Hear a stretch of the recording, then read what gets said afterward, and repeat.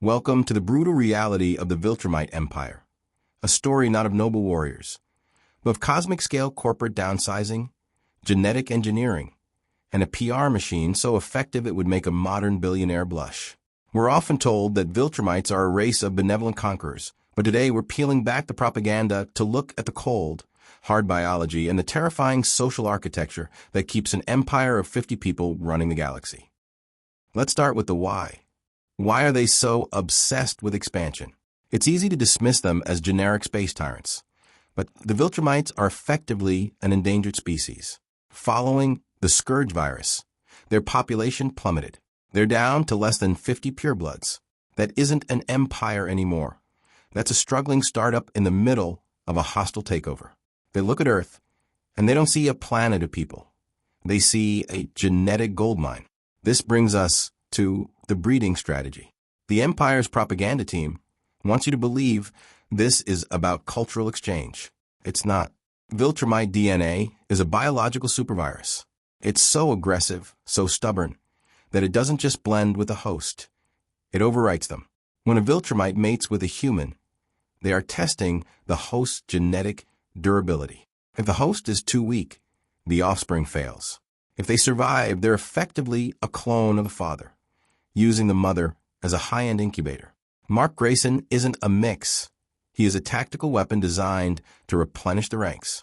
Now consider the mustache protocol. It sounds like a joke, right? The mustache is the ultimate badge of the company man. It's an ode to Argol, the original CEO of this nightmare. And it signals absolute, unwavering alignment with the vision. In any corporate structure, you have your Peters, the guys who show up, do the work, and never question why they're doing it.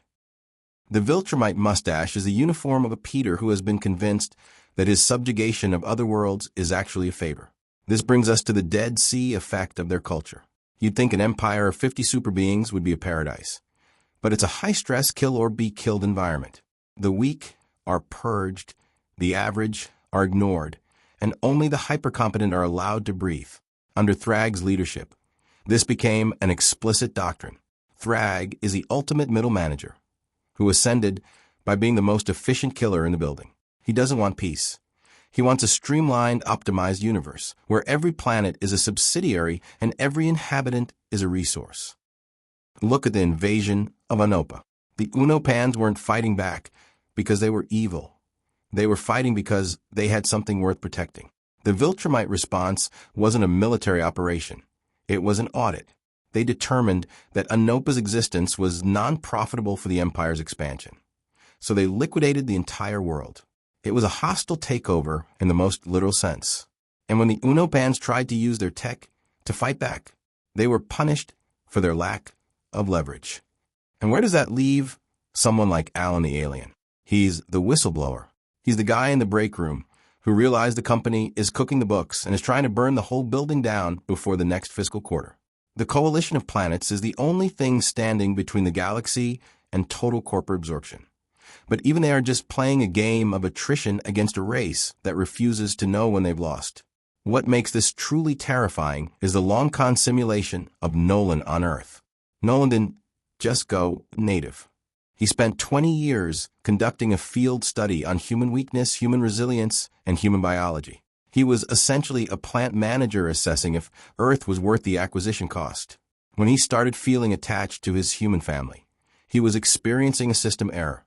That's why his arc is so jarring. He wasn't supposed to have an emotional reaction to his test subjects. So, the next time you see a Viltrumite on screen, don't just see a villain. See a desperate, dwindling workforce trying to maintain the facade of a superpower that burned down centuries ago. They are a society held together by fear, genetic engineering, and a very rigid dress code. They aren't looking to lead us. They're looking to replace us.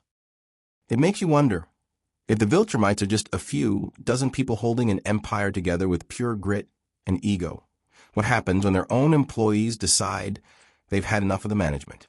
We're seeing it happen in real time, and honestly, the fallout is going to be the most interesting thing to watch in the galaxy. Let me know in the comments. If you were in charge of the Empire, would you keep the mustaches? Or is it time for a total rebrand? And make sure to hit that subscribe button. We've got plenty more breakdowns on the way.